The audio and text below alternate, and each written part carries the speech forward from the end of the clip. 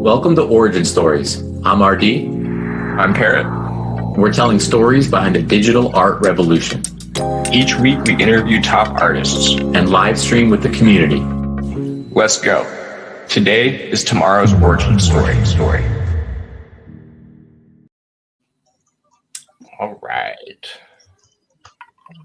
Hello, everybody. Are live. Hello. The Whiskey Roundtable.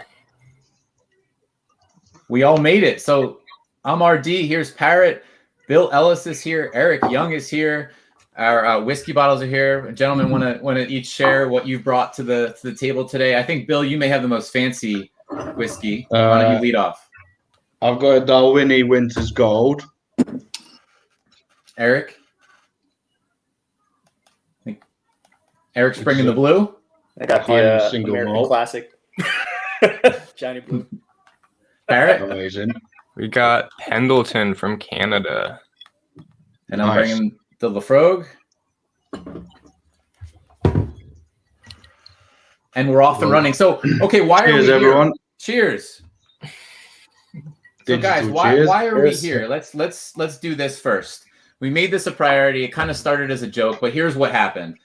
Bill had an insane drop, and the man is incredible. His art is incredible. I think everybody knows that who's tuning in, but just to say it here and now. And there was a bit of this informal challenge issued on Twitter, and he said that if someone managed to collect all 9 of his artworks, then he would share a bottle of whiskey on live video. And this man, Eric Young, was up to the challenge, collected all 9 of Bill's artworks. He's the only human being on the planet Earth who has all 9 of those artworks. And these gentlemen were nice enough to all come together today to make this happen. So to the both of you, congratulations. Thank you very much. Thank you. And thanks for There might be everything. an alien life form that has all the works as well, but I might be wrong. Amazing. Yeah, well, we're honored to have you on here today. We're super happy to be able to host this and share it with everyone publicly. I think it's awesome for the whole community to kind of gather and join us tonight. And with that in mind, speaking of community, the comments are open. Fire away. We're going to be taking them live. So please get involved. But we do just ask that if you do drop a comment, raise your glass from afar. We should also mention we'll dive into some questions, have some fun here, but we should also mention there is a special guest coming and joining the party at 4:30 p.m. Eastern time, so a little less than a half hour. But I think what we all want to know first, the lead-off question of the day. Bill, have we been pronouncing your name right? You guys have, yeah. It's Bill Ellis, one word, but I'm called Billy. Artist name Bill Ellis. Not Billie Eilish, not Belle and Eyelash, just Bill Ellis. I get at least like 5 to 7 DMs a day and tags on Instagram tagging Billie Eilish. I'm like, do I look like a blonde teenager, mate? It happens. But then I worry sometimes my audience and my success is because the name is a bit similar. So do they think I'm some fan club of Billie Eilish? We don't know. It's like same as Boss Logic. People confuse him for Logic, the rapper. Right. Yeah, I saw in Boss Logic's bio, so not the rapper Logic. Yeah. Yeah. I mean, if it helps us grow, fine, go with it. That's true. You could also do a joke drop one day, and weave in some art of. Well, I've done previously. I've done my face, her face when I did Meet the Team, when there's all pictures of me, and Billie Eilish is the intern. But it happens quite a bit. That's pretty good. Studio JQ checking in, saying hi. What's going on, man? Good to see you here. I think there might as well just keep dropping things. Maybe an origin story in that man's future at some point in time. Sure, yes, sir. So how about I guess maybe for the alien who may not know, if they're just landing on the planet Earth, maybe Bill and then Eric, you could each just give us a little bit of a rundown, maybe on some history, maybe a fun fact that alien or human being might not know about you. Should I start? Go for it. How do we go with this? So, Yeah, I mean, for it. I've been sort of doing this for a while now, over 10 years. But in the beginning, it was like Photoshop stuff, typography, just anything possible. Any style possible, didn't know what I was doing. Came originally from Greece. Mum's English, dad's Greek. So I've got my whole childhood growing up, I was bombarded by Greek sculpture, Orthodox artwork, religious artwork everywhere, which can be seen in my work. But also, I had a stage where I got into graffiti, metal, and it was sort of the rebellion side of, I might not be religious, but my work has been influenced by it because that's all I saw growing up. And I respect it in terms of its artwork and its history, even though I might not believe in it. But then I studied programming and I'm useless at it. Like I was fucking terrible. So then I taught myself Photoshop and 3D. And then that landed me some like doing some nightclub flyers and just shit work like that. Eventually ended up working for a studio that did stuff for Ministry of Sound, Sony Music. Eventually ended up working for Nike, Coca-Cola with freelance campaigns. But I never felt the work that I wanted to be doing. And this, I think it was 7 or 8 years ago, it started off as a lunchtime project where I would just illustrate 3D skulls, but inspired by various cultures around the world. And this was my escape from my boring day design job. And then that kind of went viral and then blew up. And then I realized that I really enjoyed creating the work that I wanted to be creating. So then this grew up to like lunchtime, going back at home, working every night till late. And this kept growing and growing and growing to the Bilelis everyone sees today. And then I quit my job 4 years ago, went fully by myself, didn't take on any work that doesn't resonate with that style that I do. And then I've never looked back ever since. And now joining the NFT space and creating unique and bespoke artwork for new drops every time because I like the challenge of creating work purely for this space without stuff that's been made by me before. Awesome. Yeah, your style is so I don't know. Every time I see you post something, I can tell it's you before I look at who posted it. It's such an original, and I don't know the word off the top of my head, but just I look at it and I'm like, oh, that's Bill Eilish right there. Cheers, thank you. Yeah, I think it's important with artists like everyone. It takes time to find your niche and your style. It took me. I was doing stuff for like 6-7 years before I found out what I wanted to do. And some people you might get it in a month or a year. Sometimes it might take 10 years. I think there's a sweet spot when you get it. And it was a few years ago when I knew what I was doing was right. And now I'm sort of riding that high because life is really good now. I'm in a flow of creation. I don't have crazy stress, and that's what the NFT space is giving as well. There's no crazy stress to just constantly get client work in. You've got the room to create the artwork that you want to be creating without worrying about paying rent. Yeah. So I think that's a big freedom that comes with what's happening now in the digital art world and the physical art world, because we're all blurring mediums now. Yeah, and what perfect timing too, like from all of our perspectives, you honed your craft for all of these years, right? And the NFT space is so new. I mean, yes, it's been around 2018. Some people might quote it as it's been around for a minute, but the explosion is extremely new. I mean, we could date the explosion back to September, October of 2020 and then onward until today. But you spent all this time honing your craft. You're coming into this space on fire at the right moment with the right level of your craft. As you said, you found yourself. It was clicking for you. And now we all get to enjoy that. And then Eric, maybe to pass the mic to you here, tell us a little bit about yourself and then what compelled you to collect all 9 of Bill's works. Yeah, I mean, I think for me, one thing, little known, that my grandmother was an oil painter. My aunt was an artist, professional artist. And my brother actually tried being an artist after he graduated college for a little while.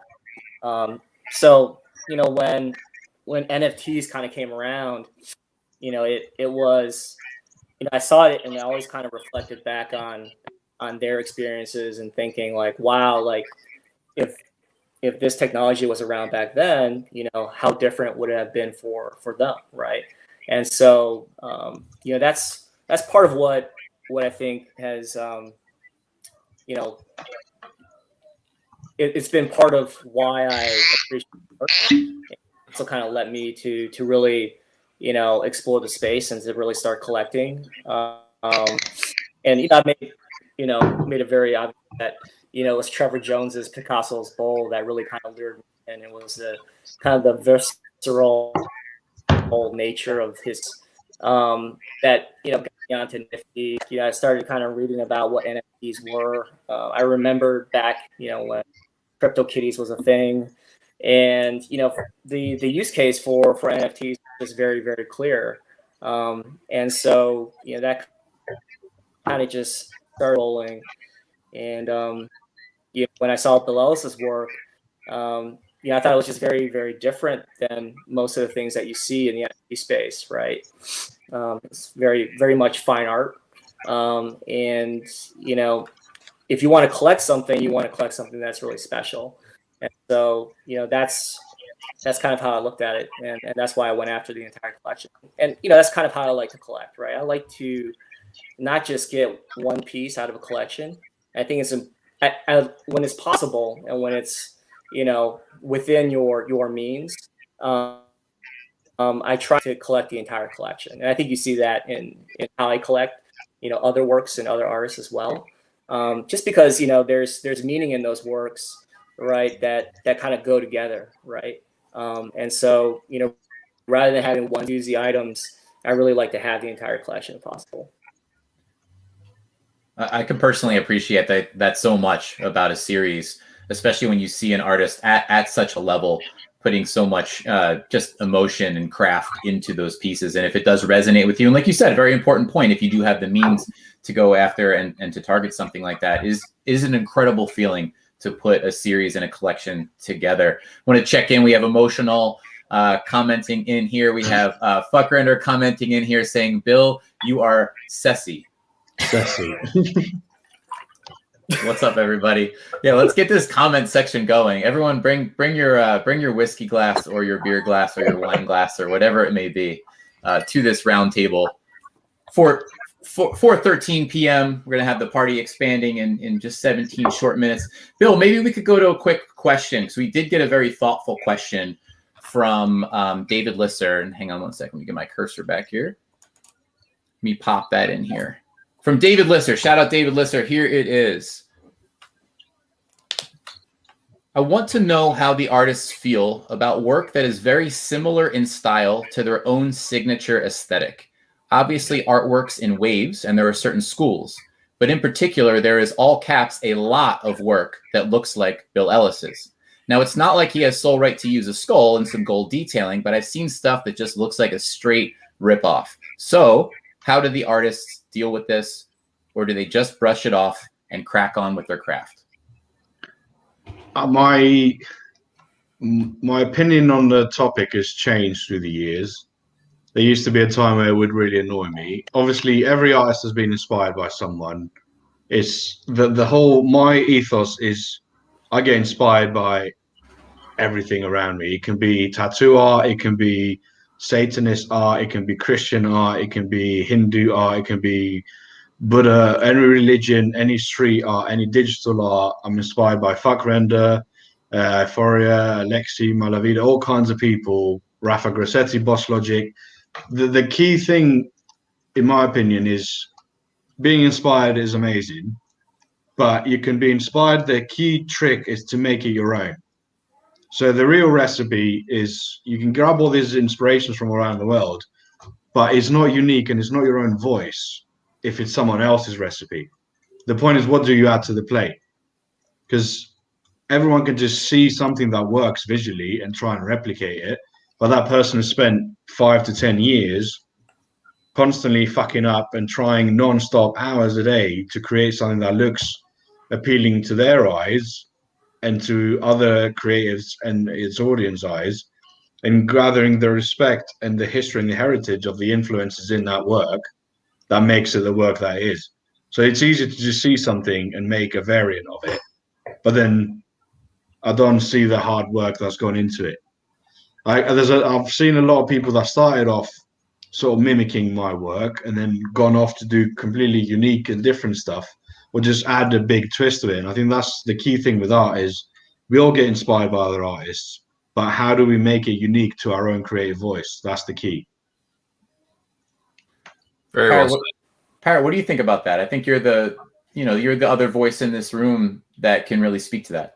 Yeah, I think I agree with everything you said there. It's like you said, like when you see other artists and are inspired by other artists, the trick is to take your inspirations and synthesize them into something original.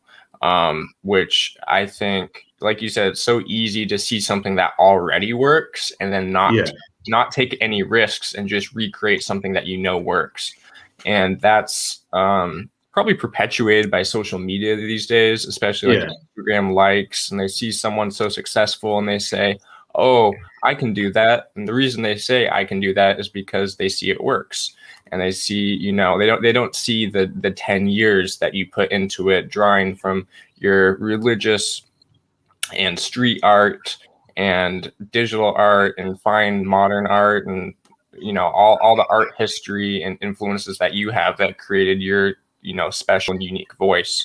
So I think I think the other thing is to tell a story. Art, you need to tell a story.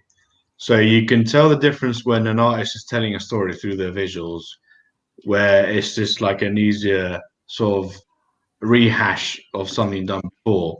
And this is not to say, I love when people say they're inspired by me, and it's really like humbling and also inspiring to me as an artist to see people look up to me for what I create. And that is also a challenge within myself to, well, how do I do more? How do I do better? What's the next stage? And in the past, I'll say 3 years, I've noticed for me, it's the story and the concept of the art. It's what's the story behind it? Because we live in a time where with social media and digital art, and a lot of people can get very good very fast. But what sets people apart is the storytelling and the sort of the history behind the artwork. What you're trying to say. And there's a lot of people, for example, Beeple, every piece has a tale to tell. Everything he does has a saying. Whether he's like talking to the system or like joking on a meme, or everything has something to say. Even abstract art like Refik, I don't know if I'm saying it right, has something to say. I think that's the key thing with art is we need to challenge, talk, discuss, and create a discussion point. Aside from the beautiful visuals, aesthetics are great on their own, but also it needs a tell with it. Yeah, it's very, very well said. Always have to qualify this statement. I was going to say successful. That's obviously saying it from the monetary standpoint, but it's like the most revered. Let me put it that way. The most revered pieces of art and history all have context, all have story, all have conceptual, in addition to the aesthetic, in addition to the visual. Real quick, want to check in. Snail is here with a glass of whiskey and a snail. Nice, welcome. Taurus 27, good to see you. Good to see you too. Today, Odious says, I'm grabbing popcorn for this. My hour is sorted. We just stay with us and add some whiskey to that popcorn, sir. DeFace Studio, it sends a wave. DeFace, one of our origin stories so far. Good to see you, man. Good to see the community coming in for this.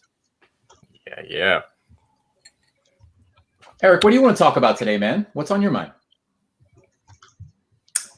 Not a whole lot. I wish I was like, deep with thought, but no, not much, man. I am rocking this Lucio Paletti hat, so shout out to him off his store. But no, man, I'm just chilling. I felt like I've collected a lot of stuff.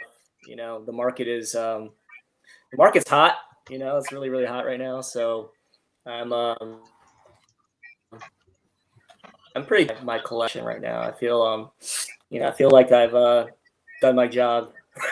that's kind of where I am right now. So that's probably the only thing that's really like super on my mind right now. It's just there's a lot of great work out there. I'm probably not going to be able to collect it all. I wish I could. There's so much great stuff out there. It's just tough, keep up with with all the drops and all the new art. So I think that's the thing is, as it's growing exponentially, like tonight, there's 3 amazing artists, and I can only try and go for one because it's just impossible. Yeah. And it's like drinking out of a fire hose. Yeah. It is. And that's a really good point, too. It's at first, I don't know how you guys felt, but the space has evolved so much in the past few months, right? So let me go back a couple months ago. A couple months ago, I felt like it was possible to get everything you were passionate about. Maybe for like a brief minute there. You know, you felt like, okay, it's a drop over here tonight. Let me go grab something from there, drop over here tonight. Now, all of a sudden, there are 3 or 4 artists going live a night on a site. And oh, by the way, they may be competing with another 1 to 3 artists on an entirely different site. And oh, by the way, that's during a running multi-day auction on another site. So at first, when I realized this, it was a bit emotional, right? I had 2 pieces that I loved, respected the artist, but the decisions have to be made. And after a while, you just kind of accept it. So Eric, to your point, it's like, no, I cannot collect everything. Yes, I will lose auctions. Yes, I will lose out on limited editions. And then speaking of editions, just a question in here from Tourist27. Maybe Eric, you want to start on this, but the question is open editions sustaining value, ? And then follow that up by saying NG edition clicks to purchase. I want to talk about open editions / limited editions and your perspective on them, maybe fresh out of the gate and then midterm and then long term. I mean, I think it just depends on the artist, right? Like, you know, every artist, I've said this before, I think every artist has their own kind of, you know, demand curve, right? So, you know, if you're a Beeple, man, you can do an open edition, and your open edition is going to be right now, what's the floor, like 10,000, you know, on his open edition. I think Into the Ether just sold for 13,000 today. Wow. Oh, okay. and not even like not like number 2 or anything like that. It was just a random number of Into the Ether, 13,000 and change today. Yeah, so I mean, it just depends on the artist, you know. It depends on, you know, what they're doing, and you know, it's hard to gauge, right? Like, I think for me personally, like I will go after open editions, but for me, it's about, you know, do I like the piece, you know? Because if you like the piece, right, you don't care that much about, like, you know, what's the ROI, right, of the piece. You know, you're just happy to own it, and if there's upside to it, then great. You know, if not, you own a great piece of work. So, you know, that's kind of the way I look at open editions. You know, but you know, in general, like, you know, if you're looking for, you know, for return, right, from a financial perspective, then yeah, of course, the limited editions and the auction pieces are going to be, you know, are going to perform better, right? But you know, there's nothing wrong with an open edition. You know, it just depends on the artist, and you know, just make sure that, you know, it's something that you're willing to keep. You know. Yeah, that's why I didn't do open editions on my first drop, but I spoke to a lot of people in my audience, and there's a thing with happens when things, as soon as it hits the 7 p.m. EST, as soon as it hits, everything's disappeared, and then a lot of us artists have a huge audience of people actually interested to get in the space. But then I felt I alienated some of them on my first drop because everything was limited edition. It all disappeared. People couldn't grab. Yeah. And they're not even people that want to flip, because I personally buy pieces that I just want to keep. I'm going to buy a Samsung frame and I'm going to display everything that I own. I'm not buying to flip or anything like that stuff. And I've got nothing against people that buy to flip. I just personally like it for my own collection. But there's a lot of people that were just saying, like, we couldn't afford that, but we'd love to be able to afford one of your pieces. And that's because they want to own the piece. They don't want to like auction or anything. They just want to have it. So that's why I did the open edition. But I think I also did I did 2 open editions. The rest was limited and auction, because there's also the value in the limited. But it was more as a thank you to my audience that wanted to get into the space, because a lot of people came to the space that had no clue what it was, simply because I was dropping and I was sharing about it, and some of my fans came over, and now they're saying, like, our first piece on the NFT space was your open edition, and now we're here to get more stuff. And every artist, like, I'm not saying I'm a big artist, but people like Beeple and all the other Impacts and Trevor Jones and Fuckrender and all these guys, we bring an audience, which is a conversion from just being a social media follower to someone actually interested in the collecting space. Mm-hmm. Yeah, I think that's an important point. It's just it's building the collector base, right? And I always, even if you're an established artist coming into NFTs, I think it's really good to, make sure you're growing the collector base. As you said, bringing in your own collector base from from Instagram or somewhere else. Right? I think even my accountant owns one of my pieces. My accountant joined. He never had any, didn't know what NFT was, and he's got Damien Hirst Banksy, Daniel Arsham, like a physical piece in his house. And I told him about NFTs, and he read about it, and he's like, all right, I'm in it. And now every day he checks, he's like, are you buying this? Are you buying? Like, mate, chill out. I haven't got that money you have. You're getting a discount on your taxes, right? Yeah, he sorts me out. Yeah, I agree with all that. I mean, what I like about open editions is the accessibility. Like from an artist perspective, I want to collect art too. It's fun and I want to support other artists, but I don't have like the funds that some collectors have to like go head to head with like these big dogs in the auction, or like you said, with limited editions, they go so quickly. Then your only option is the secondary market where prices usually increase dramatically. So the fact that like I can own a Ferocious, a Beeple, a Justin Roiland, all these like big name artists that I would never be able to afford an NFT in really any other way currently. The fact that there's that accessibility there is kind of special. That's what I like about open editions. And I'm collecting, just to collect the art. I'm not looking to flip and try to make 10% of my investment or something on that. I buy the art because I connect with it. Plus, you never know in 20 years what it's worth. True. That's true. Yeah, that's true. Yeah.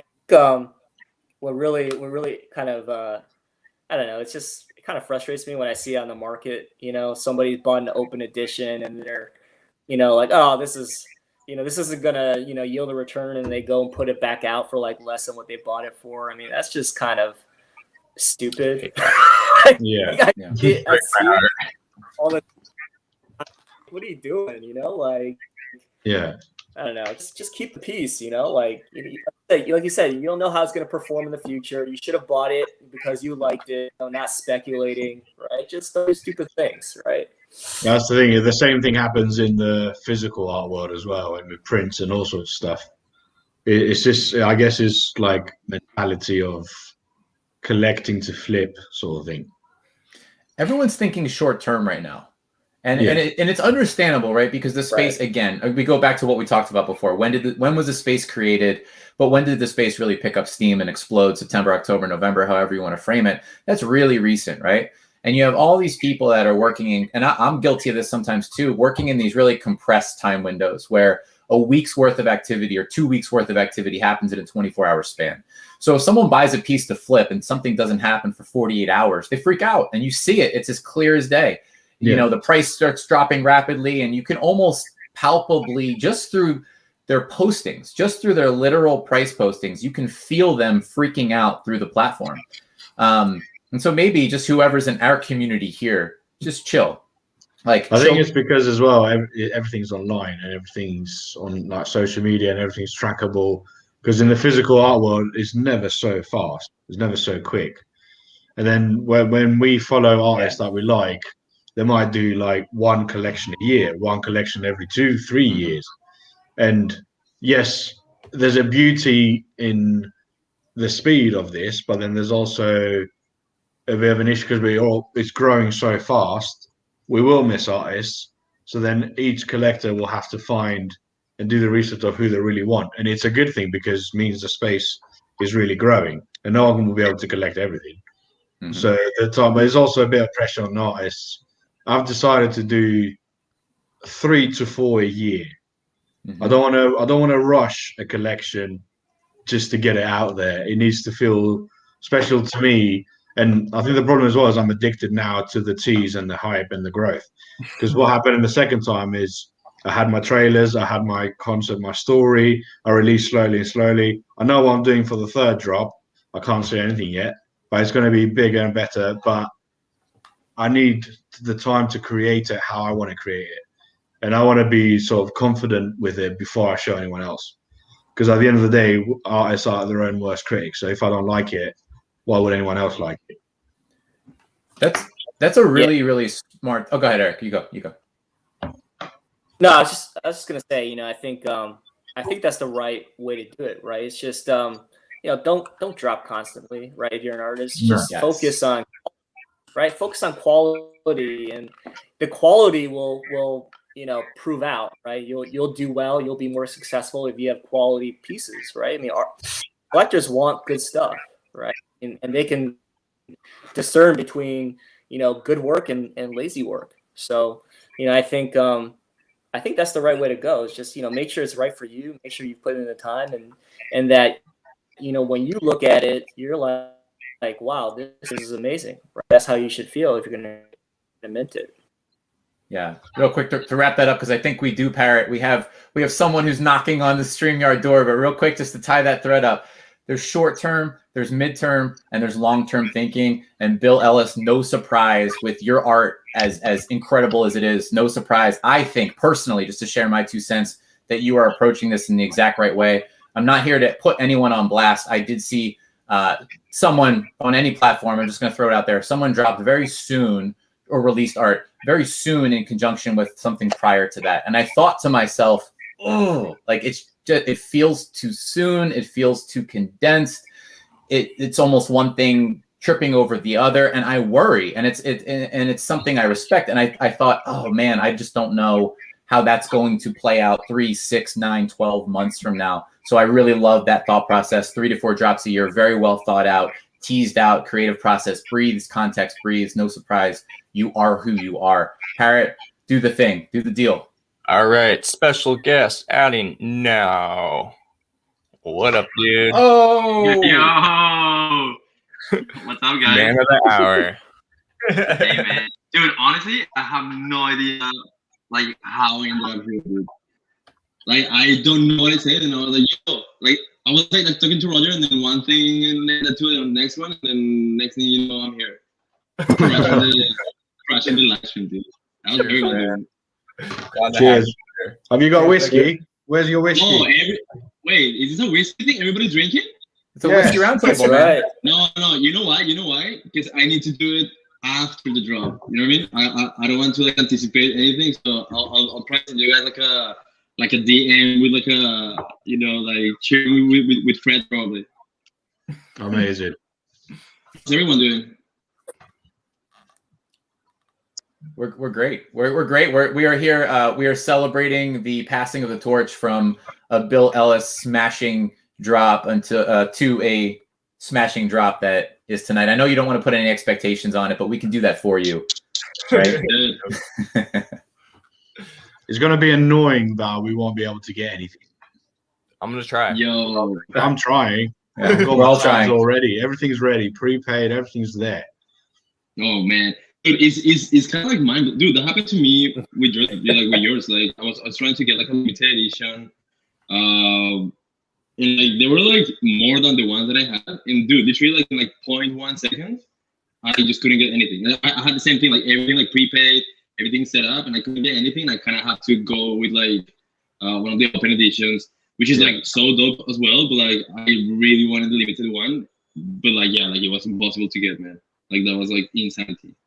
Yeah, it's what we were just talking about with the open editions. Like I'm very appreciative of open editions because it gives me a chance to collect art that I really like. And it's gonna, you know, I feel like this with like nifty drops and stuff, it's almost like the stock market where like milliseconds of internet connection speed matters. And like if you don't have it, oh my god, it's gonna be tough. Victor, you think you're stressed about tonight's drop? I think we're beyond, man. We're on another planet here. Oh, dude, you know what it reminds me of? Like when I was like, I don't know, like 15, and I used to like try to buy tickets for like concerts, and I was like, oh my god, dude, I was like the VIP section, and it's like literally like 1 second, and then the next thing I know, I'm like all the way in the back, not like, being able to see anything, and I'm like, bro, like why? Yeah. I know that feeling. Yeah, it's pretty wild, but dude, like I feel like that's where, you know, like what Pardo was saying is like open editions are so important not only because like I guess it's like more, you know, like accessible things for like a broader audience, you know. It's like that's the same reason why, you know, I sell I've been selling prints for like a long time. So it's like it feels like almost like the prints of this like NFT space, which is like they still have like an amazing value, they can gain value, and at the same time you're like kind of like opening the doors for like everybody to like own a piece of like that specific show. Supposed to, you know, like there's like always things like, I don't know, like bots or people with like better internet or like whatever like the circumstance is. So I feel like the open edition is like almost like necessary, you know. It's like it's such a nice thing to have there for like everyone to like be able to like be part of the draw. It's like, dude, like honestly, like that's what's happening, you know. Like how, like it sounds super cheesy, but like, you know how like musicians, like when you go to a show, they're like, oh, like this wouldn't be possible without you guys, and like we would be playing here for like nobody. It's the same thing with us, man. Like I feel like the main thing, at least that I have for like my drops and like when I purchase, you know, like pieces from other artists, that's what I feel like. I feel like I'm being part of that specific drop rather than buying something, like buying, you know, like a t-shirt that is so like not personal. That's why more people are buying like smaller brands, like more custom brands, you know. Like you feel like you're like own something very special. It's the same thing. It's like if I buy something, it's because I want to be a part of that experience. Yeah.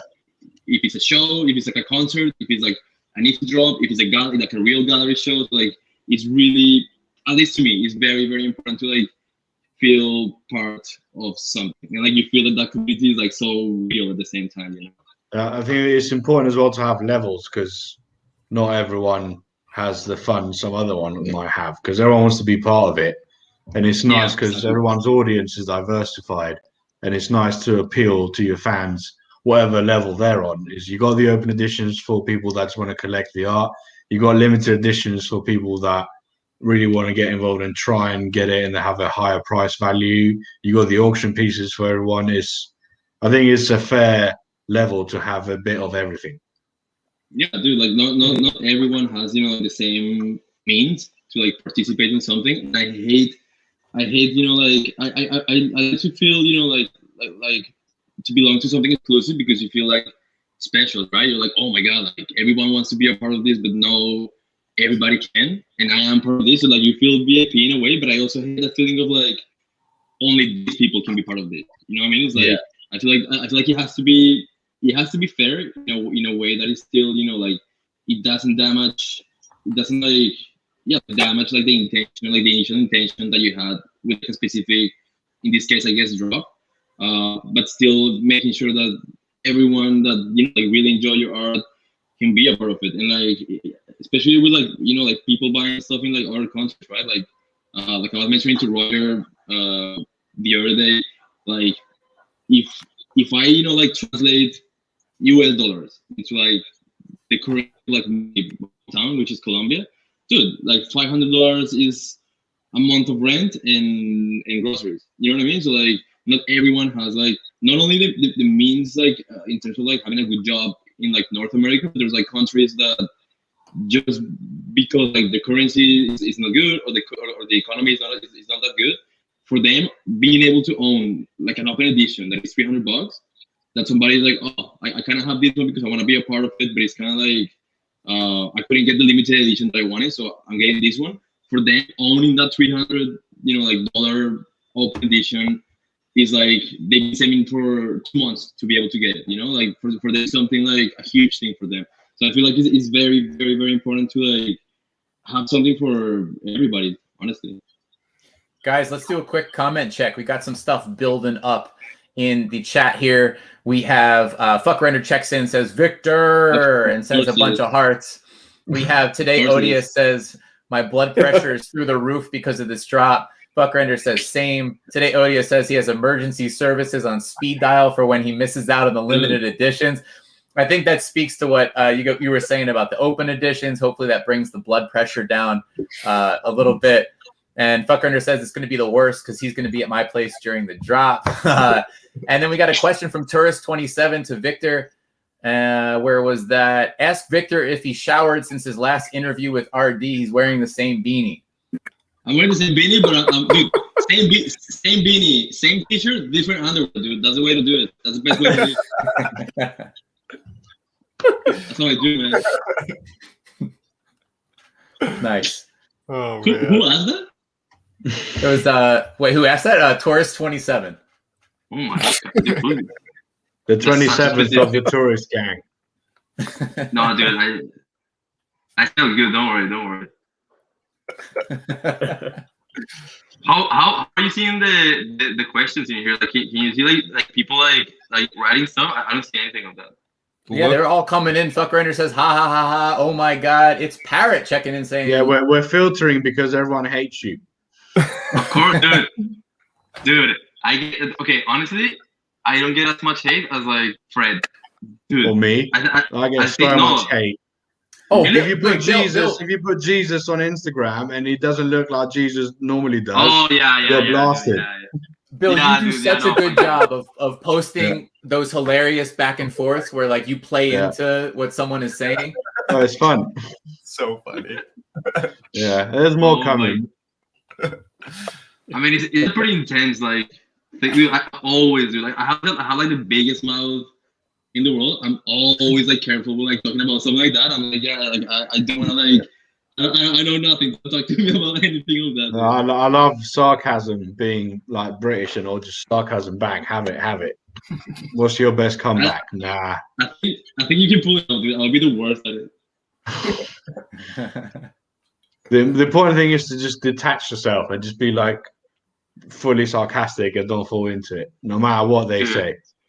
Dude, I'm so bad at that. And then he's like Twitter that is like, you have to be like super witty in English. Dude, I can barely speak English. I'm like, dude, every time that I'm trying to like, do like a comeback to somebody, I'm like, dude, I don't care now. Sure, yeah, whatever.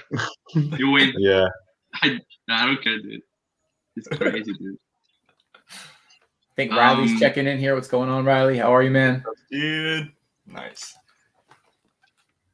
Dude, you guys are doing such a good job with this like interviews. It's crazy how much has it grown in the last like month even. Like this is like super like recent, and like look at this now. It's like you have like a following, and like you're getting like amazing like artists like invited at the show. Like this is pretty crazy. A few years from now, Joe Rogan style studio mics, whiskey in the actual studio. Joe Rogan old studio, in the old studio. The new one is not the neon stuff. The old brick. That's you. Brick. Well, you guys are all part of the inner circle now, by the way. No matter where anything ever goes, just anytime you want, the door is open. You need a forum, you know where to go. Eric, what's up, man? No, I was just gonna say, like the Joe Rogan thing, man. That's exactly how it's like thinking about you guys in the future, man. You guys do a really good job, and just a little polish here and there. Maybe your bedroom's not showing. That's you guys will be on your way, Hey, what should go up? Okay. This is Origins, man. This is literally the origins of Origins. So once you have like the big studio podcast, you're gonna be able to like show this and be like, oh, this is like my origin story. Yeah. Exactly. How it started, how it's going. The first Joe Rogan was just on his couch, Yeah. Wait, was it for real? Yeah. Oh shit! I remember he used to have like a very like the very old ones. He used to have a very grimy studio that he was like kind of like the one that he used to have before, but it was like half of that, and like the lighting was like super poor. Like you could barely see anything. Everybody was like smoking inside. I think like the guests were smoking inside. All you see is like smoke everywhere. Yeah, it was like super like like sketchy. Yo, guys, comments. What should go on this wall back here? And by the way, Eric, this is an office / guest bedroom, my friend. So just FYI. Oh, okay. I prefer to think of this as a couch, sir. But in all seriousness, let's group think this out right now. What needs to go up on this wall? Because some of this stuff needs to get cleared out. What should go up here? Riley says a digital frame. I like. Yeah, I would say 3 of them. 3 digital frames. Yeah. Yep. Which ones are you guys like thinking about. Like I've seen a lot of people that, like, you know, about the Samsung one. I haven't even seen that one, I think. Yeah, the Samsung frame. How do you guys feel about that? Like, for some reason, this might be like, I don't know, like controversial opinion or not. I'm not into like digital like displays or like frames to like act as like, I don't know, like a canvas or something like that. For some reason, for now I cannot get behind that. For now, for some reason. What if it was a projector projecting it? I don't know. It will feel like movie night. It will make me want to like make some popcorn, dude. I feel like no frame has done it completely right yet. There's no frame out there where I'm like, this is like the antiquatal one, you know. I like the infinite objects display a lot. That was cool. Used. I like that because it looks different than just a screen, you know, and it looks like something that you want to see art on, but it's limited in size. You can't really put it on the wall. If they did something where it was like a clear frame that was like this big on a wall that like had the art, it's almost like a projector, the way it's see-through and like you can play videos and stuff on it. Oh. If they had a bigger infinite objects, I think I'd put that on a wall for sure. Yeah, because like I haven't seen, like, have you guys seen like personally like the actual infinite object? I never like hold one before. No, I think our Beeples are coming Yeah. for those who own a Beeple. That one right here. This is Primal Cipher. Oh, that's it? Yeah. Oh, nice. Dude, Got the Primal Cipher going on. I love that. There we go. What's in the back of it? If you turn it, what's in there? Yeah, so it's Very just cool. like this. It's just got a little plug right here. This thing. Wait, Eric, did you loop? Yeah, so are you looping that? that? Did you pick multiple arts to loop? So it objects, it's an automatic looping thing. So all you got to do is like upload the video that you want to. You can like resize it and whatnot, and it's drag and drop. It's drag and drop. So wow, pretty cool. Yeah. If they had a bigger one, I'd throw that on a wall ASAP. Honestly, I think they will. Like, it only like sounds like the natural evolution for those guys. Like the next thing to do would be like bigger displays, right? Mm-hmm. Yeah, I don't want something that looks like a flat screen TV on my wall. You know. Mm-hmm. yeah, exactly. Yeah. Yeah. My biggest issue. Go ahead. I was gonna say my biggest issue is just the power source. You know, like you've got to be like drilling holes in walls, and you know, it's kind of tough. You know, to put a lot of those up into a home. You know, the way it is now. But wait, do you have to like always like have it like plugged in, or how does it work? Like, you have to charge it, and that's it, or? I think it's USB-C. Yeah, I mean, you still right. But I mean, right now, like I can let it run without the. That's pretty crazy. I think it's like a couple hours of battery life. I think something along those lines. We got to do some. We got to do a comment rundown. I mean, I've never run it. Yeah, we're behind on some comments. We got Taurus27 saying, read Victor's website description of his new collection. It's much appreciated, and it's great to hear the meaning behind those images. 100% agree on that. Victor, nice job on that website. Today, Odious says, in a few years, Joe Rogan will be on Origin Stories. Odious, we love you. You just became VIP forever right there. We got Riley saying, Joe the GOAT. We got some people saying a digital frame needs to go up, echoing what we're talking about. We got paint needs to go up, get some color on the wall. I appreciate that. Fucker Ender says get a couple Samsung art. Appreciate that. Today, Odious is on fire. Odious drops I quote, this might be my favorite quote of the whole night. I think you should frame the "Your Nifty failed to purchase" pop-up and put it on the wall. I think after tonight, that's where I may have to channel my energy after this Victor drop. Good stuff. Yeah, just a little catch up on those comments. That's so sick, dude. I appreciate. Is the person who said that they like the website the same person who called me out for not showering? Nah, different. Wait. Wait. I think it's the same one. Same one. Yeah. that. Redemption right there. Dude, that's how you do it. If somebody says something like anything, you make them feel bad, and then they have to come up with something so good that it makes you feel like you're like God, dude. Or like a feedback sandwich. Yes, exactly. Dude, I was just thinking that, Bill. Yeah. That's the way. Your hat is shit, but I like your hair, but your hood is the same as yesterday. Yeah. It's like thank you, I guess. Yeah. Bring them down, and then the compliment lands better. Yeah.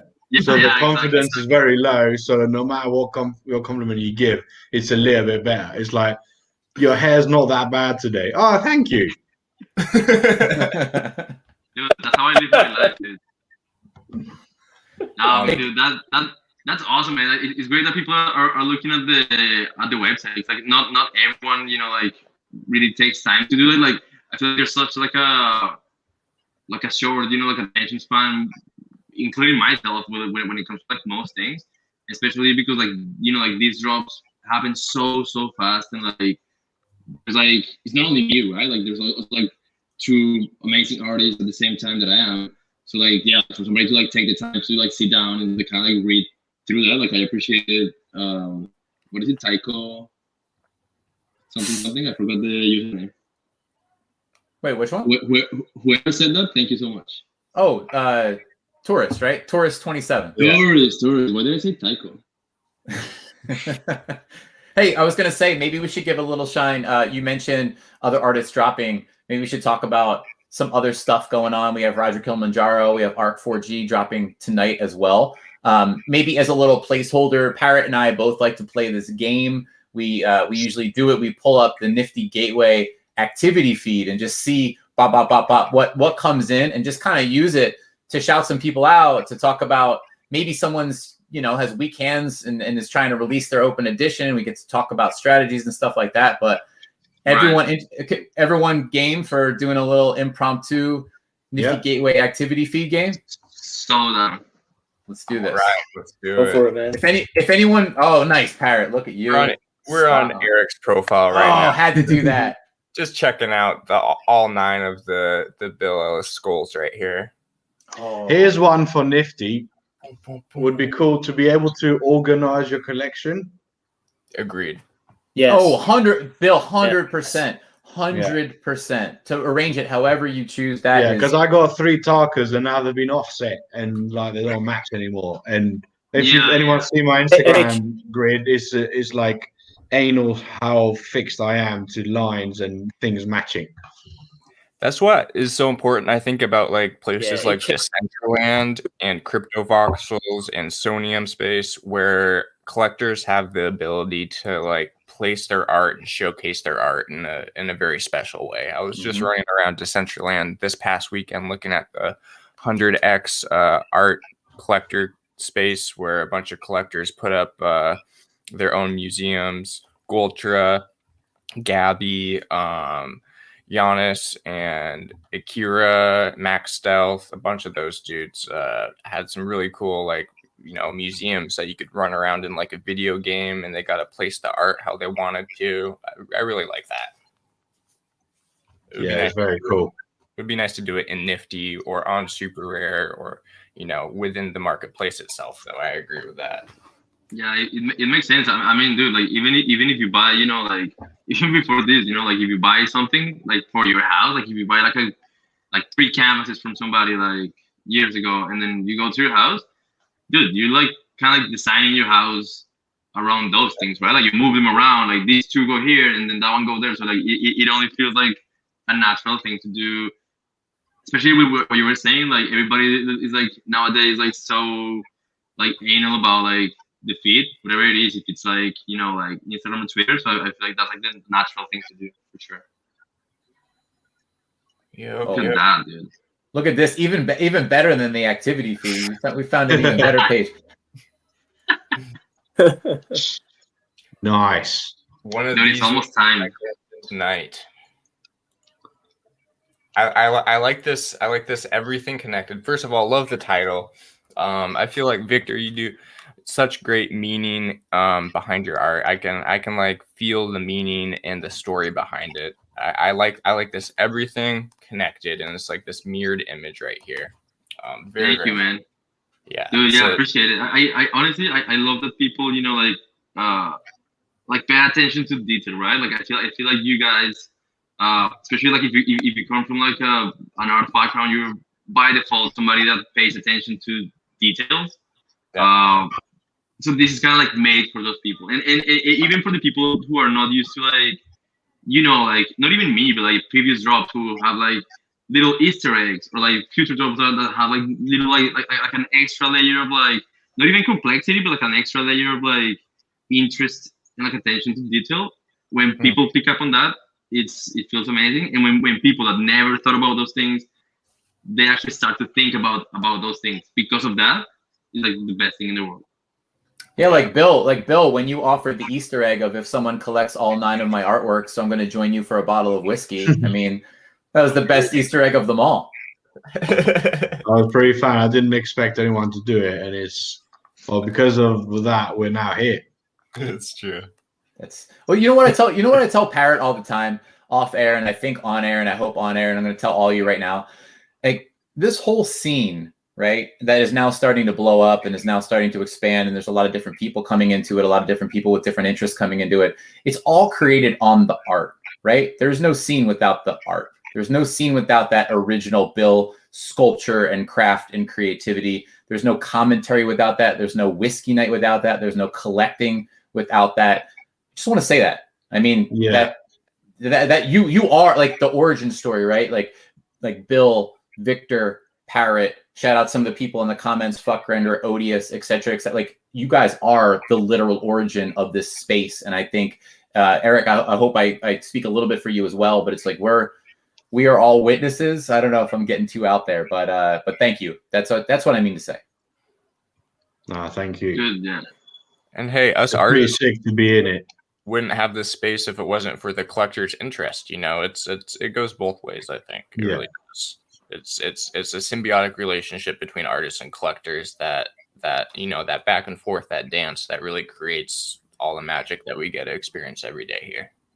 Well, I said it after my second drop, like I finally feel like an artist, where before I called myself an illustrator, an art director, 3D designer. Now I feel like an artist. And it's been years in the making, but the response and people's interest and the discussions I've been having the past few months have been the most in-depth chats I've had in like over 10 years in the space of what I'm doing. So I thank all the collectors and like everyone joining in, and all the artists for like paving the way for people like me and all the others to come. Yeah, it's really special, man. It really is. What a time to be alive. I say that every day. Yeah, it's pretty wild, dude. And like you're right. Like it's like what I was saying before, right? Like you want to be a part of like, again, like as a collector, you want to be a part of like somebody's show. I never say drops. Like I kind of hate to say drops because it feels like, I don't know. I just prefer to say show or like an exhibit, because it literally is like something that you plan for a long time. All of them, but like a bunch of them have like a meaning behind them. Like even talking to Bill, that night that we did the clubhouse, hearing people like talking about what's going on in their brains and like the reason behind a bunch of like the artwork that they not only created for the draw, but like they been doing for like years and years. You like, even me, like I've never been like a collector of art before. Like, I mean, in like a traditional way that I'm like, that's what I do. I just been doing it kind of like on and off for like when something really special like is being released, and I'm like, oh, like I love the guy, I want it. But now I feel like I'm a collector of arts because I feel like there's a sense of like what I was saying before, like a sense of belonging, not only in the artist community but like in the collector community. So like there's no like I feel like nifty like what the room is bringing everything together, but like we're all together in the room. Like there's no separation between like artist and collector, because there would be nothing to do like one without the other, right? Dude, everything is connected. You see, shameless plug, dude. It's true, man. It's very true. Yeah, I've never been more inspired or felt more validated as an artist. Like Billy said, like I feel like a real artist now. Like I feel like I have an effect on the whole art world, you know, as this NFT thing is blossoming into existence. It really is like, it feels like a renaissance or something. It's crazy. Yeah, it is, dude. It is. Yo, actually, I wanted to ask you, like, what were you doing? Like, I'm very curious. Like, I'm very familiar with, like, you know, Bill. Like, I've been seeing his work for like a long time now. I wanted to ask you what was like everyone doing before, dude, before this, which is like literally 5 months ago or something. Well, I've been mostly a music producer my whole life. So I was, yep, I was touring, I was playing festivals, I was doing shows. That was kind of my main focus. And I started creating art because being a touring musician is not a lucrative lifestyle, and I couldn't afford to pay graphic designers to make art for like my albums and my EPs and my singles that I'd put out. So I was like, I should do this myself. And so I started making art just for myself, really. And then it picked up a little bit of steam, and my like musician buddies would hit me up and have me do art for their EPs and their singles and their albums. And over a few years, my art started to kind of eclipse my musical success, which was like kind of a weird feeling because I've been doing music for so much longer.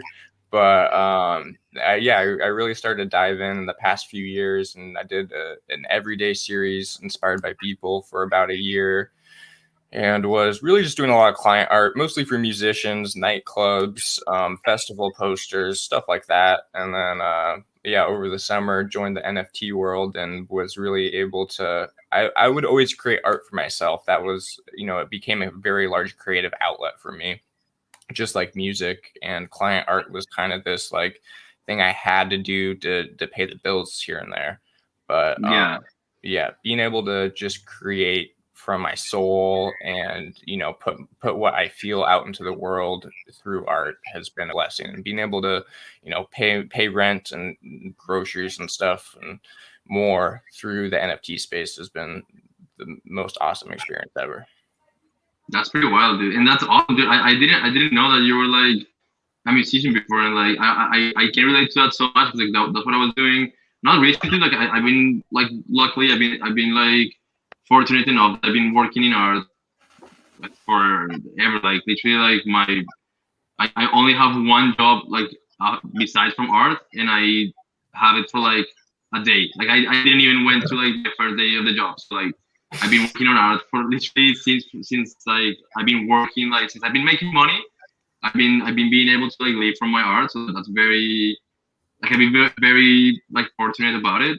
But I did that too. Like I was talking to Roger the other day about it, and I was doing the same thing, dude. I was like, my background is like playing bands when I was like, you know, like 16, 17, 18, just playing in bands. And like, I was like the same thing. Like, oh, dude, we have a gig for like 10 people in a bar. I'm doing the poster. I'm doing the t-shirts. I'm doing the album cover. I'm literally printing the album cover and like printing the CD labels and like all that kind of stuff. Yeah. And I'm serving the beers. I'm cleaning the toilets.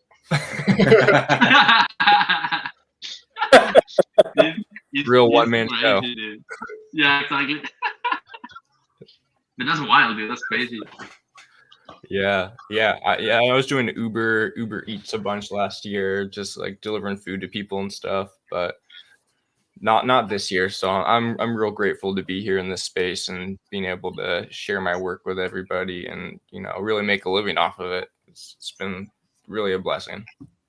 But it's and dude, not only that, you know what? Like, I learned so much just about crypto from you, and like I think I asked you a few things before, but even just like by even like, dude, like this, like listening to you talk about like, I don't know, crypto, I feel like you're very, very good at like keeping up with that. And that's something that me personally, I'm not that good at that. So like literally like most things, like even the way that I got into it was by like, you know, Fred showed me about it. And then like seeing what everybody's doing, I'm like, oh, it's crazy. But like, I feel like you're one of the people that I looked at to kind of like keep track of what's going on. And like, I really trust kind of like your judgment when it comes to like what's going to be something important in this space. Oh, thanks so much, dude. Yeah, for real, dude. Yeah, I'm interested in crypto to an extent. I'm not like a financial guy by any means, but I do have interest in finances a little bit, like, and being able to create art in this space kind of bridges that gap of passion for me, where I can connect with the crypto space a little bit more as a whole through this outlet and through this art. Like, it kind of bridges that gap for me. I was never able to fully dive into cryptocurrency as a whole really before this because the passion wasn't there for me, but now it is because of this bridge of the art. Yeah. And even things that are not like strictly, you know, like financial, even stuff like what you were saying, like you were talking about like the art district that these collectors were kind of like doing, and like how like I saw a little bit about it, but like I feel like you're very up to date with crypto in the context of art, you know what I mean? So there's always like a financial like component to it, but like I don't pay that much attention to like I feel like I'm just like kind of like in like doing my thing, and like I don't know, like working or whatever I'm doing, or I'm spacing out, I don't know. But like I feel like you're one of the people that I see. I kind of like try to see what you're paying attention to. That's what I'm trying to say, I guess. I think it's also important with like Nifty as well, because it's not just crypto. It's you can buy art with literally your card. Yeah, I think it's quite important that it's bridging the two, because some people might be terrified or might not like be into crypto, but then was like, well, wait, you could just use your card and just buy the artwork with your real money. Yeah, I think that's a big change as well. It's almost like crypto's a device to buy the art, but the art is not crypto alone. Yeah, like not art has to be crypto art. It can be fine art, physical art, sculpture, digital. Exactly. It's just a new medium of purchasing the art and adding value to it. Pirate, we just had that talk. Yeah, we just had that talk. We talked about not wanting, like, that crypto art's a great terminology, sure, but that doesn't become the framing of the industry, because the art should ultimately rise above the purchasing device, right? Whether that be cryptocurrency, whether that be the US dollar, whether that be something that doesn't even exist today, it would be a shame to use a terminology that boxes it into just one thing. So yeah, because when you buy artwork in a gallery, you don't call it dollar or pound art. Exactly. Yeah. Art. Exactly. Dude, finally, there you go. This is what I've been saying for like 2 months straight, dude. And everybody was like, "You're so bitter." I'm like, "No, dude, it just makes no sense." Yeah, we're not crypto artists. We're artists, and right now we're working with this like NFT crypto space. And but there are crypto artists as well that actually use crypto to create art, so that is really cool as well. But I think it's on a general umbrella. Artists, crypto artists, like that. Dude, honestly, not even that. Like, because then he's saying like, if you're doing a sculpture with like clay, you're not gonna say like, I'm a clay artist. You say I'm a sculptor, or like an artist, right? But even to me, when people try to like say like, I don't remember who, but somebody was like, yo, but like some people are crypto artists because the themes that they like work with is crypto. So like they put, I don't know, like a fucking Bitcoin. Yeah, like a Ethereum logo in the middle of the thing, and somebody was like, "That's crypto art because it's about crypto." And I'm like, "Dude, so what? Somebody like calls is like SpongeBob art, or like it makes no sense to me." You know what I mean? Like the point of view that they come, like I get it what they say, but like to me, it just makes no sense for some reason. Yeah, art's always been about expressing culture. And right now, the culture that we're experiencing happens to be crypto. And there's this awesome marriage between the two right now. But I agree with you. It's like I feel like it puts us in a box a little bit. Like I don't feel like my art would change that much. And it hasn't changed that much since I entered the crypto space. Like I've been pretty consistent with my creations and what I try to express. And now I just have a new way to interact with a larger community that is the crypto community. But I think it's also the fact as like digital artists, a lot of us sort of didn't feel part of the art world because we couldn't figure out where we stood in the art world. So now that crypto art is a term, a lot of people gravitate towards it because it feels inclusive. But then it's all part of a big umbrella, which is art. I think as soon as people get the confidence to believe that, yes, digital art is all part of the same thing. It is art. So there's no need to like almost find even more unique terms for what it is. which is like, it's a balance of to pay respect to the essence of the artwork and the artists and the mediums they use, but also feel included in the general umbrella of what is art. Hey, yeah, Bill, we have a wait, real quick, Victor. Bill, we have a request from your man Taurus27 to hold up your bottle. He wants it fucking gone by the end of the stream. That's not going to happen. Don't do it. That'd be a whole different kind of stream. Oh. I thought you were going for it. I was like, oh wow. How about that? Hey, I just want to put this out there. We are, we are running technically over time, so to speak. I'm personally fine. That's Victor's fault. But I don't want anybody else to feel obligated to stick in. So if anyone needs to pivot and jump out, totally understandable. But maybe while the five of us are here in one place, we could go around, a little bit of a round table, right? Our whiskey round table today. Just say one thing that is not something we discussed that you are passionate about in this space, because I do know some comments that aren't specific per se, but some DMs that we've gotten from people. They're appreciating and educate. Buck Render chimes in and says, if only Victor could stop talking all the time.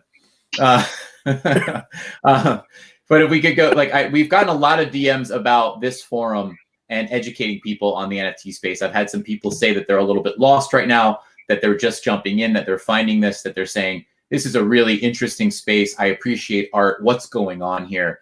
So with that in mind, just like whether it's a topic, an artist, a concept, just something that you personally are passionate about, or that you see happening, or that may help someone along those lines in the space. And since you guys are the guests of honor today, of course, let's go with Bill and then Eric. What is on your mind today in the space, something that we haven't touched on yet? I mean, personally for me, I like supporting. So, like, the money's good. It's very good. It's pretty epic. But I like every drop, I set a set amount on the side, and I use it to invest back into artists that I like on Nifty. So I like to support some friends, but also I collect artists that I didn't know of before. And I've just seen, like, as well, like Kilimanjaro, I didn't know of his work. And it's annoying that at the same time as Victor, because I'm trying to get Victor, but then I'm going to go and grab Kilimanjaro as well, because I think it's important to support other artists as well in this community, because the physical, not the physical fine art, but the normal, the art world as it is, has a lot of red tape when it comes to these things. And I think is the speed of social media and the communities we're all in, we can all support each other a lot more. So we make an artist day better, and we give them the drive and the push to keep creating and inspiring other upcoming artists and artists that I haven't started off yet, like young people just starting off, get the idea that there is a future. That I think what I struggle with the most is the starving artist sort of story. We've all been there, but art doesn't have to be starving anymore. There is ways out there where we can all make a decent career of it and leave a legacy behind. And shouldn't feel like, oh, it's art, I'm not going to make anything, I shouldn't even get into it. There is now optimism, and there's a light at the end of the tunnel. No matter what medium you can get into, there's a niche you can make a decent life out of being an artist. Hey, Bill, let me follow up on that real quick, because this brings to mind another common question that we get. And I think someone would really, really appreciate your point of view on it. But we've gotten this question about, hey, maybe I do consider myself a starving artist, or maybe I have a job or a profession separately. So I'm not starving per se, but my art is starving. It's starving for attention. It's starving for a spotlight. I don't know the first thing about how to get it off the ground. Maybe they're not even at the level where they can get approved by a major platform. What would your advice be to that person? I think, well, it's not just the platform, because there's a lot of platforms out there. Is catering. Let's put it this way: you've got a dinner table, and you've got 8-10 guests. Those 8-10 guests are your followers. Cater to your guests at the table, and not the people on the street in the neighborhood that are not coming to your table. So focus on who follows you and who supports you, and market to them. If 3-4 years ago I had 3,000 followers, now I've got 234,000 followers on Instagram, which is amazing. But from the beginning, I catered to who followed me and supported me. And then as you grow, you keep supporting the people that give you the help that is. So I think that is key as well in selling your art. There's so many ways. There's prints, there's small products, there's there's a lot of things. It might not be like a lifelong career instantly, but it's not the same for everyone. We all started somewhere. I started doing club fryers and doing shit for like $50 for like a week's work.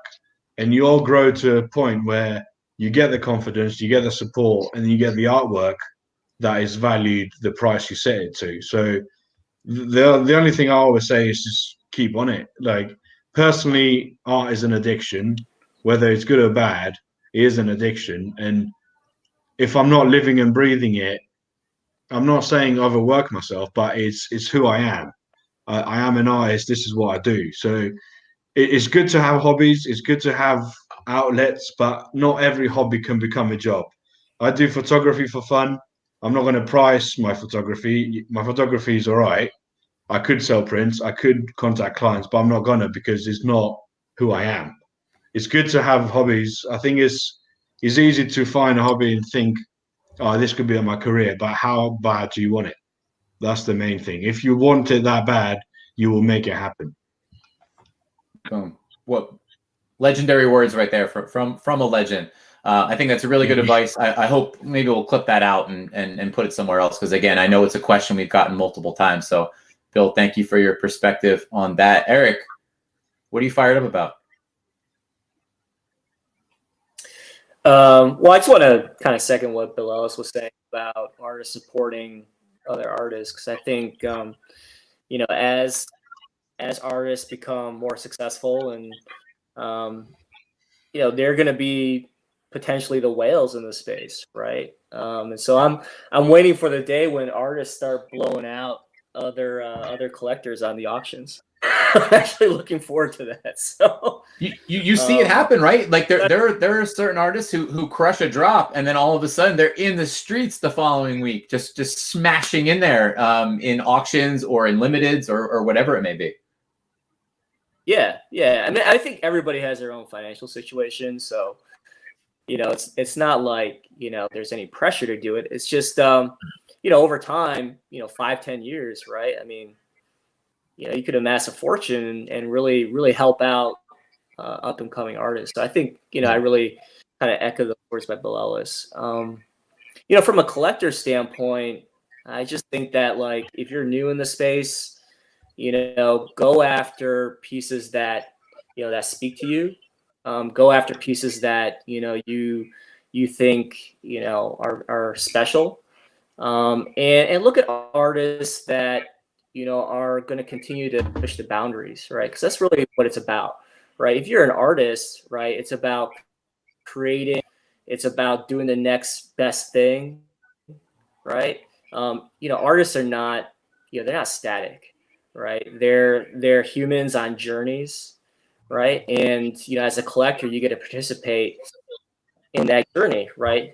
If you collect their work, and so, you know, think about kind of the long arc of their careers when you're collecting their work, because you know that's you know, that's the journey you're going to be on, and you know that's really what you're kind of signing up for when you buy their work. So. Yeah, and Eric, you made the loudest statement that you possibly. That's helpful. It's extremely helpful, and I was gonna. It is. I was gonna say you made the loudest statement you possibly could have on behalf of Bill Ellis, and I think just sitting here, Bill, with, you know, over an hour of time among all of us, I think we would all echo your personality, right? Your personality, your mentality, just the advice that you gave out on that question. I think I can personally see why Eric had the foresight to try to collect all 9 of your works. So that connection, everything connected, really reverberates there. And speaking of maybe passing the mic then to Victor. Victor, outside of everything we've discussed, what are you passionate about in the space? Actually, real quick, Fuckrender says, and this is a good shout out on the topic of what Eric, you just said, shout out Blake Catherine to always putting a big bid out there. That is definitely an artist that is very visibly supporting other artists in the streets right now. So thumbs up to Blake Catherine. So Victor, what are you passionate about, man? Basically 2 things. Like this kind of like it's a continuation of what Eric was saying. I'm really excited to see how not only collectors but like artists like play like a very important role, not on the creative side, but like in the, I guess, like supporting this ecosystem. Like I also started collecting art was very actively on Nifty, and it's great to see people again like Blake or like Bill or like even Fred, like his collection is growing very fast. So I'm very excited to see artists collecting other artists' work, and I'm also excited to see meaningful work. I guess it's very easy to see like the next big thing, like is like everybody's kind of like trying always to like outdo each other. So it's like, wait, if this guy did a collaboration with this guy, I want to make a collaboration with a bigger guy. Or if I release a statue, this drop, the next one I'm gonna make a building. Like everything is like kind of like trying to outdo yourself, or other people. But I feel like in my case at least, I'm very keen to see meaningful stuff. I don't want to see like bigger and badder and stronger. I want to see just more meaningful. It doesn't matter what the artist has to say, but I really want to just to connect with stuff. It's like the same way that you connect with like a song or a person. It's like I really want to connect stuff and have meaningful stuff out there, rather than who's gonna be the craziest and the more popular. And like I think that's a game that can get very old and very toxic real quick. So I'm just really looking forward to see more meaningful stuff. And on a less serious note, I'm very excited. I'm kind of waiting. You know how like NBA Top Shots was like super huge? I don't know anything about NBA. I literally don't know even how LeBron James looked like. But I'm waiting for something like that for like FIFA, for like football, for soccer, I guess. Dude, the day that happens, I'm gonna be the first one jumping in, buying all the messy stuff out there. Check out So Rare, Victor. That's the. I did. I had like an account and everything, and I even started bidding on stuff, which is kind of like what we were saying before. It's like it's so interesting that this is like allowing us to like. Okay, this is like kind of what Bill was saying with what I'm saying. Bill was saying like find a hobby, like just be interested in things. Like dude, like for me, football is something that I love so much that besides the art, I did my So Rare account, and I've been kind of like lurking around to see how it works. And like, I've been bidding quietly on a few things, but I feel like it might improve. But there's a bunch of like licenses for like teams, like big teams that are not there yet, and like I think it's gonna get bigger. But dude, trust me, I've already been lurking from the outside, kind of like seeing what's up. But like I'm waiting for like that one big like platform, even if it's like So Rare, but like maybe in like a near future. I'm waiting for like that one moment, and I'm like, this is it. I need to jump on this like right now. Yeah, there's so much exciting stuff happening in the space right now with art, and then just NFTs as a broader subject with like Top Shot, collectibles, music is going to be a big thing in the NFT space soon. I'm pretty sure. Oh yeah, it's going to expand a lot. I'm super hyped that art is one of the main things popping off right now as an artist. Yeah. Well, how about this week, by the way, guys? I mean, we saw last week, I think Parrot, it happened the day before our last live stream, but Mark Cuban obviously getting involved in the NFT space. He has now released a second NFT, right? That's a big deal. This week, Soulja Boy released his first NFT, a release of 10. And then Logan Paul, huge influencer, huge audience, has now announced his entry into the NFT space, almost as secondary. And who was I talking to? Odious. I believe I was talking to you on Twitter yesterday about how this, like, the perception is he may not even realize the potential of NFTs. It's being referred to as an afterthought. He bought $2 million worth of Pokemon cards, and he's box breaking them and allowing people to bid on a pack. Very popular concept, by the way, in baseball, football, basketball cards, a box break. He's doing that in Pokemon cards. People are bidding on individual packs. There's 44 pack winners. Each pack winner is going to get a special 1 of 44 NFT of Logan Paul designed as a Pokemon card. He mentions that as a secondary prize. He may not realize that may jump to the forefront at some point soon, and then it's over. I mean, but this is someone who's bringing a millions of people audience to the space. And so there's Odious right here. He has no idea, but he's about to. Odious, I love that you're still with us. I hope that popcorn is treating you well, and maybe you've transitioned to a beverage since then. But But yes, could be the gateway drug. And as more of these people come on over to the space, it just could be game over in terms of the eyes that we see on all this wonderful art. Yeah, I hope so. I think you see a lot of that happening with a lot of people outside the space. I want to say, maybe Justin Roiland, for example, who kind of did a nifty drop. I don't know if he knew exactly what he was getting into, but the results were so outstanding that I don't think he's forgotten about it. And like, whoa, I didn't expect this. Yeah, that makes sense. I hope Do you remember when Wu-Tang? Do you remember when Wu-Tang made that one hard copy? Like, imagine if that was an NFT. Exactly. I still want to hear that album. Yeah. Some artists dropped today on Known Origin, by the way. There were two. There are two different artists who did one of ones with like the intersection of music and NFTs. So I mean that's a whole nother thing. And they're doing digital fashion as well. I feel like other industries are coming over slowly and then all at once, right? That's the cliche. Yeah, that's what they say. That's what they say. Yeah, but the wave keeps growing, and at some point the wave hits. So it will happen pretty soon, I think. I think we're witnessing it. How does the fashion thing works in with NFTs? Like, have you guys seen some examples of like I haven't seen anything like personally so far with like fashion design NFTs. Like, how does it work? Parrot, do you have anything up like on your screen right now? Can you pull up like is there a Known Origin teaser with Carly Kloss, the Adidas thing? I know that's probably going to be the biggest thing to hit in the near future. Maybe that will add to this discussion. Let me see if I can pull something up. But yeah, that announcement came out. It was huge, and now I've heard a lot more buzz about it. But digital fashion, I think wearables obviously are a big deal in the metaverses. But in the real world, there's huge influencer crowds coming in with a lot of eyes on the space. I could easily see this being much, much bigger, much, much sooner. Let's see if we can get it up. What was the name you dropped? Kloss and Adidas on Known Origin. I know it's a big KLOSS. LOSS.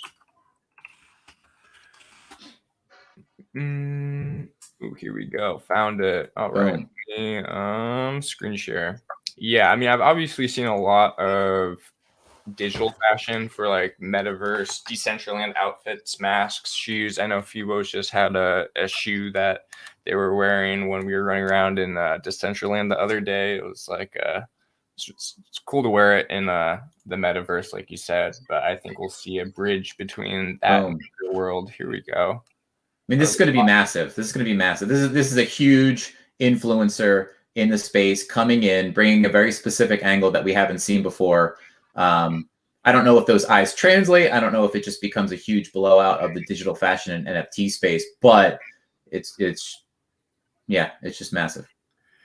Yeah. So what is it like? What are you getting? Like, are you getting are you getting any? Because I feel like with fashion, there's like an extra, like layer of like art can be admired, like through a screen, and like it has its own way, right? With fashion, I guess you will want to wear it, right? So like, are these people giving away like a physical thing that you can actually wear, or is it just like purely collectible stuff? It's actually a good question. Is that in the text above? I'm reading it right now. Yeah. It looks like right now. So this looks like a contest where they offer some FBX and 3D files, and there's winners with monetary prizes. The files are free to download for anyone that wants to use them for their own creations. You'll need 3D software, Marvelous Designer, Blender, Cinema 4D, etc. There's a competition to design this clothing by modifying colors, textures, adding props, or extra scenery. So it looks like they give you some clothing that then you can, work into your own art. And then that's the contest, I think. Now, is this just a hype to drop? And I wonder if they make it once the winners have chosen, so they actually make the clothing. Yeah, I mean, I've heard some stuff. I can't really talk on publicly behind the scenes about some NFT digital wearables coming out that will then be made into like actual fashion line from some pretty big brands. So I know some stuff's coming with some brands. I haven't heard anything specific about Adidas before this, but some larger brands or competitive brands that you'd put right up next to Adidas or Nike or something like that. Some designer brands are looking at NFTs. We've seen, was it Louis Vuitton and Beeple at their fashion show maybe a year or two back? Yeah, where they put Beeple's art on the shirts and the fashion. So Parrot bringing the insider info. And by the way, comment from ECEERTREY, Eseertree. Parrot, do you know who that is? But it says I'm entering that contest. So good color there. Awesome. I'm looking forward to seeing. I'll be keeping my eye on this now that I know about it. This is my first time taking a look at this. It's cool seeing these like bigger brands like, being forward thinking about this space. They got to have a team of people who are keeping up to date on all of this, and it's cool knowing that those kind of eyes are looking at this space right now. Hey, Victor, I want the heavy metal crowd in here. I want like a Kill Switch Engage NFT. Oh my god, dude, we have to bring. Dude, honestly, like the only people that I worked, it's not even heavy metal, but like the only like I work in metal. Yeah, I was gonna say like me. It's like I'm mostly with like electronic music, which is like the stuff that I listen to now, kind of like most of the time. Like I like ambient stuff and like very like I don't know, like people like talk like down tempo, some stuff like that. But yeah, I feel like Bill. If somebody's bringing the metal crowd, it's gonna be Bill 100%. Bill, I'm ready to help in any way possible. If you can start bringing in the Engages and the Inflames and whoever else, that would be a fun day. It'd be a fun drop. I'm working with someone. I just had a conference call today. I can't say names, but I'm working on a new album for a pretty nice metal crew. But we'll see. I don't know if I'll have a word with them, but I don't know what they know about the space yet. Bring Ozzy here, dude. Yeah. Bring Ozzy and Keanu, dude. Bring Ozzy. Keanu. Oh, Keanu. Yeah, Keanu hasn't even got social media. It would be easier to get Ozzy onto it than Keanu. Yeah, probably. Yeah. I've got an Ozzy signed one, the cover I did for Ozzy. He signed it himself, so I've got it framed at home. One of a kind. My artwork with Ozzy's signature on it. Dude, minted and sell it. Super. It's framed and it's going in a safe deposit soon. Is that safe deposit Eric Young's wallet?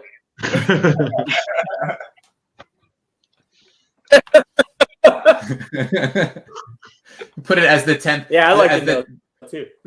The 10th sculpture. The 10th sculpture. It would make a nice little couple rows. Good stuff, guys. Good stuff, guys. Well, hey, I know Odious said he thought this stream was running all the way up until Victor's drop, but I don't know if that's gonna happen. Oh,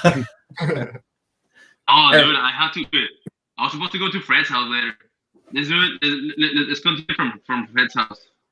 Let's do it. Maybe who knows? We'll talk. We can hop on to recap.